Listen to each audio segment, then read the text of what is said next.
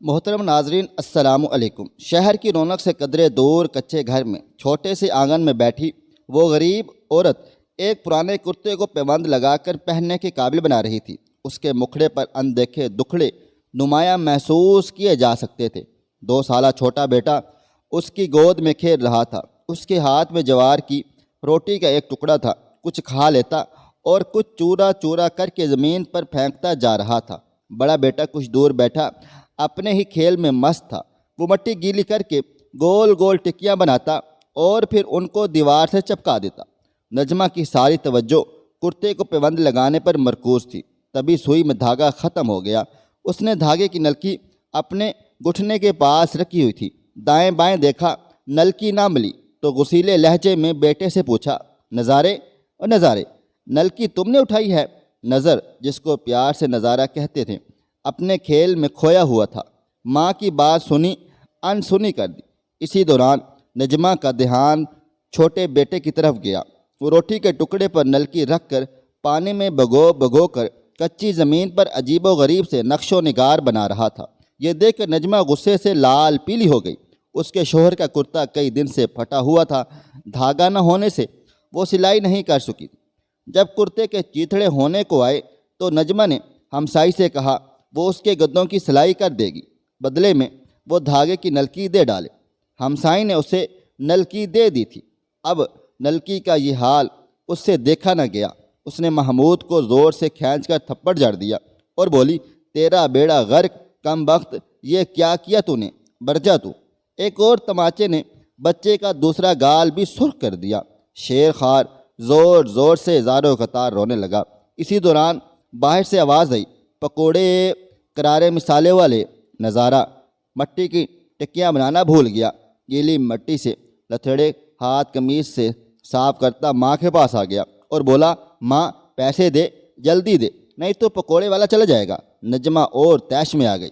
دھاگے کی نلکی دھوتے دھوتے قریب رکھی اور غصیلے لہجے میں بولی، دفع ہو جا، مرتے ہیں نہ جان چھوڑتے ہیں۔ پیسے دے، تیرے پیو نے درختوں پر لگا رکھے ہیں جو توڑ توڑ کر دے دوں۔ دور ہو جا میری نظروں سے، نہیں تو چمڑی ادھیڑ کر رکھ دوں گی۔ بیٹا بگڑ گیا۔ کندھے ہلاتے، ٹانگیں چلاتے، باہیں پھیلاتے ہوئے ماں کی ایک ٹانگ جکڑ لی اور ضد پر اتر آیا۔ ٹانگ نہ چھوڑی۔ پکوڑے والے کی آواز جوں جوں دور ہوتی جا رہی تھی۔ بچے کے چیخنے چلانے رونے کی آواز میں شدت آتی گئی۔ زور سے جکڑی ٹانگ جھٹک جھٹک کر پیسے مانگنے لگا۔ بات نہ بنی تو جہاں کیچڑ بنا ہوا تھا وہاں لوٹیاں کھانے لگا۔ اس کی ساری قمیض کیچڑ سے لتڑ ہو گئی۔ اسے کیچڑ میں لت پت دیکھ کر نجمہ کے غصے کی آگ اور بھڑک اٹھی۔ اس نے بیٹے کو ٹھڈے مارے۔ اس کی اشتہا کی انتہا دیکھ کر پیچو تاب کھاتے ہوئے اسے روئی کی طرح دھنک کر رکھ ڈالا۔ اسی اثنا میں پاؤں میں ٹوٹی چپل گھسیٹتا سر سے پاؤں تک مٹی میں آٹا ایک گبرو جوان اندر آیا۔ پیٹھ پر ایک تھیلا تھا جسے آتے ہی اس نے ایک کونے میں رکھ دیا۔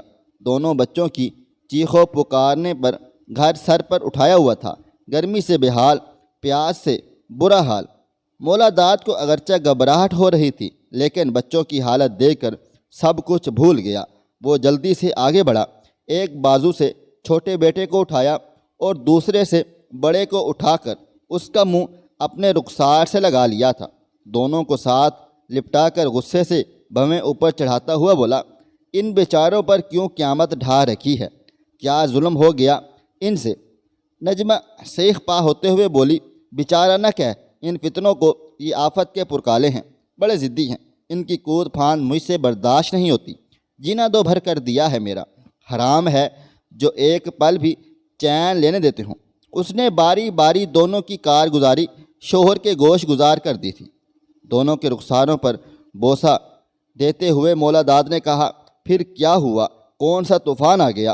دھاگا تھا یا سونے کا کنگن؟ بچے ہیں، اگر بڑے کو 1 روپیہ دے دیتی تو مر جاتی تو؟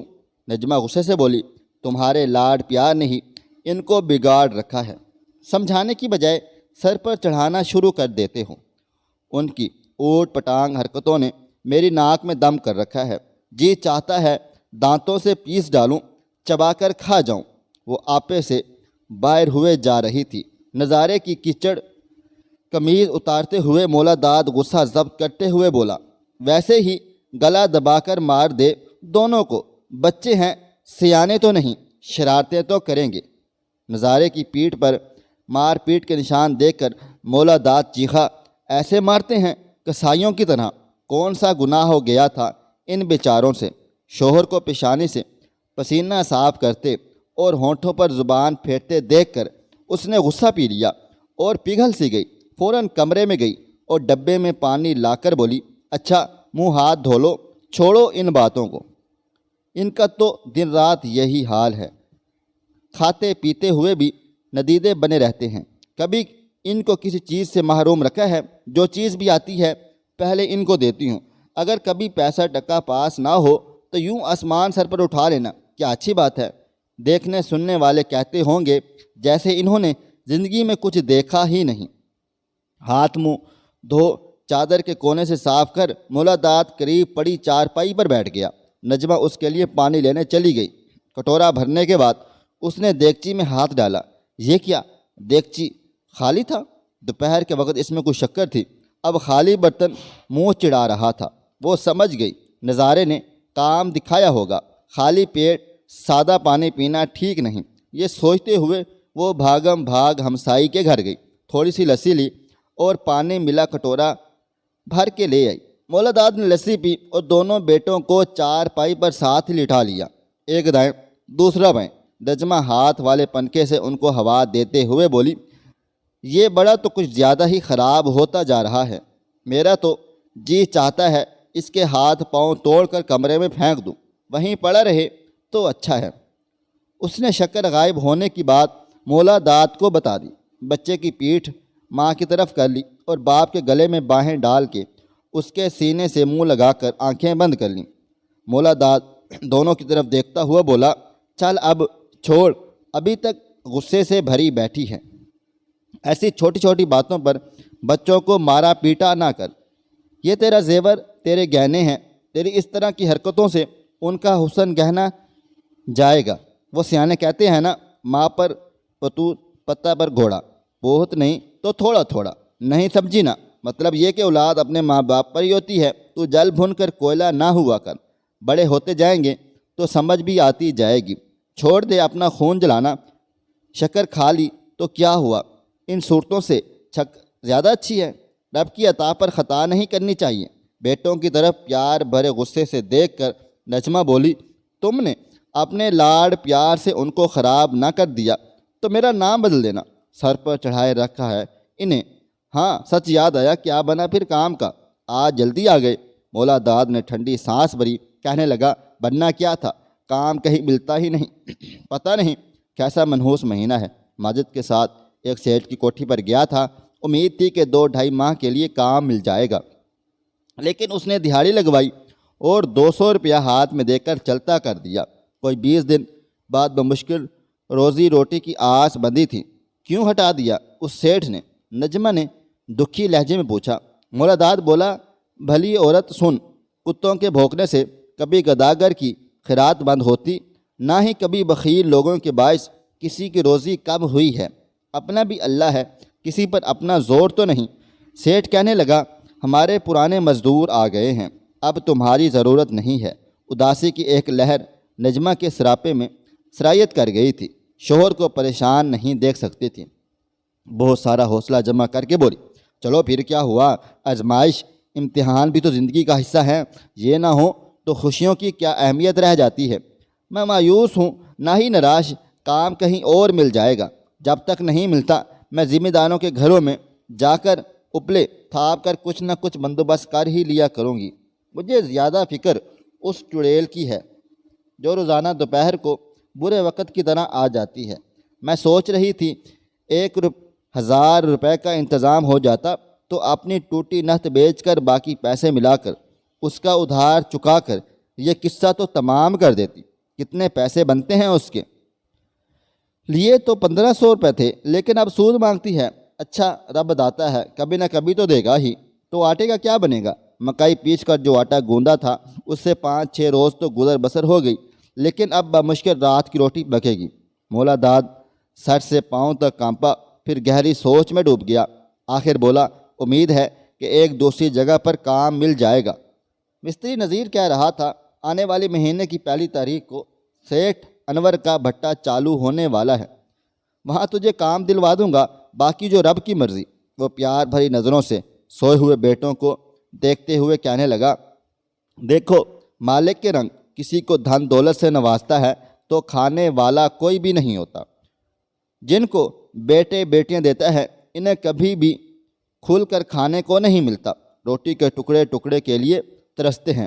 گاڑیوں والے سیٹھوں کے نصیب دیکھو، گاڑیاں ہیں تو 7 بیماریاں ایسی کہ ڈاکٹر کہتے ہیں پیدل چلو، اور پیدل چلنے والے للچائی ہوئی نظروں سے گاڑیوں کو گھورتے رہتے ہیں۔ یہ سب رب کی تقسیم ہے۔ آج جس سیٹھ کی کوٹھی پر میں کام مانگنے گیا تھا، مجھے ماجد نے بتایا کہ 3 شادیاں کر چکا، لیکن رب سونے کے کام ہیں کہ اولاد کسی ایک سے بھی نہیں ہوئی۔ ایک بچہ گود لے کر پالا تھا، وہ بھی ان کا نہ بنا، چھوڑ کے چلا گیا۔ یہ عیش و عشرت بے فکری سے زندگی کے شب و روز گزارنے والے بھی اندر سے کتنے کھوکھلے ہیں۔ راحت، آرام، چین ان کی قسمت میں بھلا کہاں۔ کوئی اولاد کو ترستا ہے تو کوئی روٹی کے لیے بلکتا ہے۔ رب کا نظام ہے۔ نجمہ ممتا بھری نگاہوں سے دونوں بیٹوں کو دیکھتے ہوئے بڑی، ہم بڑے دھنوان ہیں، ہمارا دھن دولت مال جائیداد ہمارے بیٹے ہیں، اللہ تعالیٰ ان کی عمر دراز کرے۔ ہم بہت سے لوگوں سے اچھے ہیں اور خوش قسمت بھی، ہمیں کس بات کی فکر، جیتے ہیں جس نے پیدا کیا وہی رزق دے گا انشاءاللہ، پال کر بڑا بھی کر دے گا۔ اس کے گھر میں کس چیز کی کمی ہے، جب بڑے ہوں گے تو ان کو بھی نواز دے گا۔ اب اس کے دل میں بچوں کی محبت ٹھاٹھیں مار رہی تھی۔ ماں جو تھی اولاد کسے پیاری نہیں ہوتی۔ اس نے دونوں بیٹوں کا ماتھا باری باری چوما۔ رات ہو گئی تو جو تھوڑا بہت گھر میں تھا کھا پی کر صحن میں 4 پائیاں بچھائیں اور سبھی لیٹ گئے تھے۔ محمود سو گیا۔ نظارہ اماں کی 4 پائی پر بیٹھا تھا۔ باپ نے پیار سے اسے کہا، کاکا تجھے مارا تھا نا ماں نے، اب تو اس سے نہ بولنا۔ دن والی پٹائی یاد آتے ہی نظارہ اٹھ کر باپ کی 4 پائی پر چلا گیا۔ اپنی چھوٹی چھوٹی باہیں باپ کے گلے میں ڈال کر ماں کو دیکھا اور پھر بولا، میں نہیں بولتا اماں سے، اماں مجھے بہت مارتی ہے، بہت مارتی ہے۔ نجمہ کی آنکھوں میں آنسو آ گئے، کلیجے میں آگ سی دھک اٹھی۔ میں نے کیسے کسائیوں کی طرح اپنے ہی بچوں کو مارا۔ دن کا ڈھایا ستم یاد آتے ہی آنسوؤں کی ایک جھڑی لگ گئی۔ وہ ہچکیاں لے کر زاروں قطار رونے لگی۔ رہا نہ گیا تو جلدی سے اٹھی، نظارے کو اٹھایا، سینے سے لگایا، پیشانی اور رخساروں پر بوسہ بے ساختہ بوسے دینے لگے۔ میں اب اپنے ہیرے کو کبھی نہیں ماروں گی، رب کرے میرے ہاتھ جل جائیں، میں کیوں چاند کے ٹکڑے کو ماروں گی، نہیں ماروں گی، چندہ معاف کر دے ماں کو۔ نظارہ روزانہ باپ کے ساتھ ہوتا، لیکن آج نجمہ اسے خود سے الگ نہ کر سکی۔ نجمہ نے دائیں محمود اور بائیں نظارے کو لٹایا اور خود بھی سونے کی کوشش کرنے لگی۔ نیند آتے آتے بے سروپا باتیں اس کے ذہن میں گردش کر رہی تھیں، خاص کر کوٹھی والی سیٹھ کی باتیں جو اس کے شوہر نے سپہر کو بتائی تھیں۔ اس کے کانوں میں شوہر کی گفتگو گونج رہی تھی۔ انہی خیالات میں کھوئے کھوئے اسے نیند آ گئی۔ ابھی اسے سوئے ہوئے چند ہی وقت گزرا تھا کہ باہر کا دروازہ کھٹکا۔ نجمہ کو جھٹکا لگا۔ اس نے مولا داد کو اٹھایا۔ مولا داد نے جا کر دروازہ کھولا۔ موٹی توند والا ایک سیٹھ تھا۔ نجمہ کا ماتھا ٹھنکا، رات کے اس پہر سیر ہونے سے پہلے کون آ گیا؟ مولا داد نے سیٹھ صاحب کو صحن میں بٹھایا اور نجمہ سے مخاطب ہوا، جن سیٹھ صاحب کا میں نے تجھے ذکر کیا تھا یہ وہی ہیں، بڑے نیک اور خدا ترس آدمی ہیں۔ سر پر دوپٹہ درست کرتے ہوئے نجمہ نے دھیمی آواز میں کہا، خوش آمدید جناب، آپ نے ہم غریبوں کے گھر قدم مبارک لائے۔ مولا داد پھر کہنے لگا، میں نے تمہیں ایک بات تو بتائی ہی نہیں تھی، میرے ذہن میں تھا کہ سیٹھ صاحب جب آئیں گے تو ان کے سامنے ہی بتاؤں گا۔ نجمہ کے دل کی دھڑکن تیز سے تیز ہوتی گئی۔ مولا داد پھر بولا، ان کا ہمارے اوپر بڑا احسان ہے، ہماری غربت پر ترس کھاتے ہوئے یہ ہمیں کچھ دینا چاہتے ہیں۔ نجمہ کے چہرے پر پریشانی کے لہراتے سائے تحلیل ہو گئے، دل میں خوشی سے گدگدی ہونے لگی۔ اس نے آنکھیں نیچی کر لیں۔ مولا داد نے پھر کہا، لیکن اس کے عوض ہمیں بھی ان کا ایک حکم بجا لانا ہوگا۔ نجمہ کا دل اتل پتل ہونے لگا۔ انجانے خوف نے گھر کر لیا۔ مولا داد نے بات کو اٹکا رکھا تھا، آہستہ آہستہ کوئی انکشاف کرنے والا تھا۔ اس نے دھڑکتے دل سے پوچھا، کیسا حکم؟ یہی وہ کہتے کہتے رکا، لیکن سیٹھ نے اس کی بات کو ادھورا نہ رہنے دیا اور بولا، آپ اپنا ایک بچہ ہمیں دے دیں، لیکن دل میں یہ خیال بھی نہ لانا کہ وہ پھر کبھی آپ کو نہیں ملے گا۔ وہ ایک طرح سے آپ کا ہی ہوگا، آپ جب بھی چاہیں اس سے مل لیجئے گا، کسی قسم کی کوئی روک ٹوک نہ ہوگی، ہم اپنا بیٹا بنا کر رکھیں گے۔ سیٹھ نے الفاظ نہیں، بم گرا دیے تھے، وہ بھی ایٹم بم۔ نجمہ کے پاؤں تلے جیسے کسی نے دہکتے انگارے رکھ دیے ہوں۔ اسے لگا سیٹھ نے توپ داغ دی اور گولے اس کے دماغ میں جا کر لگے ہیں۔ اس کی ساری آز اور خوشی پانی میں نمک کی طرح بہہ گئی تھی۔ ان قیامت خیز گھڑیوں میں وہ شوہر کی جانب رحم طلب نگاہوں سے تکنے لگی۔ وہ گمسم اور سن کھڑی تھی، ترتراتی کامتی آواز میں بولی، ہے میں مر گئی، یہ کیا سودا کر لیا تم نے؟ میں تو دنیا جہاں کی دولت کے بدلے اپنے بچے کا ایک بال تک نہ دوں کسی کو۔ مولا داد اور سیٹھ صاحب نے اسے سمجھانے کے واسطے طرح طرح کے جتن کر لیے، کوششیں کر لیں، لاکھ چوری ڈالی، سبز باغ دکھائے، سہانے سپنوں میں الجھانے کی ہر ممکن صحیح کر ڈالی، پر بات نہ بنی۔ نجمہ کے دل پر رتی بھر اثر نہ ہوا۔ آخر مولا داد چیخا، اگر تم نے میری دی ہوئی زبان کا مان نہ رکھا تو میں کچھ کھا کے مر جاؤں گا۔ وہ آہ بھر کر رہ گئی تھی۔ مولا داد کی بات پر اس نے کلیجہ تھام لیا، صبر کر کے چپ چاپ ہو گئی، خاموش ہو گئی۔ چھاتیوں پر منو وزنی پتھر رکھ کر بیٹا دینا قبول کر لیا۔ اب سوال یہ تھا کہ سیٹھ صاحب کو بیٹا کون سا دیا جائے، چھوٹا یا بڑا؟ یہ فیصلہ بھی انہوں نے مصیبتوں کی ماری نجمہ پر ہی چھوڑ دیا۔ ادھر مولا داد جلدی کر رہا تھا، ادھر نجمہ جس بیٹے کو بھی دینے کا خیال دل میں لاتی، سینے میں برچھیاں پیوست ہونے لگ جاتی۔ مولا داد آپے سے باہر ہونے لگا تو اس کے منہ سے آہ شب نکلی، ٹھیک ہے، محمود کو لے جاؤ۔ جیسے ہی سیٹھ نے شیر خار کا بازو پکڑا، نجمہ پر قیامت ٹوٹ پڑی۔ ہائے رب کا واسطہ ہے، اس کو نہ لے جاؤ، اس نے تو ابھی دودھ بھی نہیں چھوڑا۔ وہ چیخنے چلانے لگی۔ اس کی آہو بکا سے ماحول میں افسردگی چھا گئی تھی۔ جب سیٹھ نے نظارے کو پکڑا تو وہ بد نصیب اوندے منہ اس کے اوپر لیٹ گئی، دہائیاں دیتی آنسو بہاتے بولی، ہائے میں نے اس کو پالا پوسا ہے، اس کو بھی نہ لے جاؤ۔ 99 کے پھیر نے مولا داد کے دماغ پر قبضہ کر رکھا تھا۔ چیخو پکار، چھینا چپٹی، چپکلش، آواز گریا، ماحول میں سخت نہ ہوتا، کوئی نتیجہ نہ نکلا تو ماتھے پر تیوریاں ڈالے مولا داد تیش میں آگے بڑھا اور نجمہ کو اس زور کا دھکا دیا کہ وہ لڑکھڑاتی ہوئی ڈگمگاتی ہوئی کئی قدم دور جا کر گری۔ اس نے نظارے کا ہاتھ بازو پکڑا اور سیٹھ کے ہاتھ میں دیتے ہوئے بولا، آپ لے جائیں اسے، اس سے پہلے کہ ہمارے گھر میں فساد کی آواز ساز بن کر دوسروں کے کانوں میں رس گھولے، اس کو ماتم کرتی رہنے دیں، آپ جائیں۔ سیٹھ نے نظارے کا بازو پکڑا اور باہر کی طرف قدم بڑھا دیے۔ نجمہ زمین پر گری باہیں پھیلائے آہو فریاد کر رہی تھی۔ وہ چیختی چلائی، اس کی پکار صدا آہو بکا کا کسی پر اثر نہ ہوا۔ اللہ کے واسطے نظارہ ہمارا سہارا ہے، اسے مت چھینو مجھ سے، یہ میرے جگر کا ٹکڑا ہے، نہ لے کر جاؤ، میں جیتے جی مر جاؤں گی۔ یہ تازہ پھول کلیاں توڑ کر کیوں میرا گلشن اجاڑنا چاہتے ہو؟ اس نے جھولی اٹھا کر شوہر اور سیٹھ صاحب سے فریاد کی۔ نظارہ بھی خود کو سیٹھ کے طاقتور بازو سے چھڑانے کی ناکام کوشش کرتے ہوئے ماں کی طرف دیکھ کر بل بلا رہا تھا، اماں اماں چھڑا لے مجھے، اماں یہ مجھے لے کر جا رہا ہے، اماں میں تجھے کبھی تنگ نہیں کروں گا، مجھے اس کے ساتھ نہ بھیج۔ نظارے نے زور کا جھٹکا مار سیٹھ کے بازو سے چھڑا لیا اور بھاگ کر ماں سے لپٹ گیا۔ روتے ہوئے ماں کا ہاتھ پکڑ کر کھینچتا ہوا بولا، ماں اسے کہو ہمارے گھر سے چلا جائے۔ نہیں، میں نہیں جاؤں گا اس کے ساتھ۔ وہ بے سدھا ہو کر ماں کی گود میں لڑک گیا۔ نجمہ کی اچانک آنکھ کھل گئی۔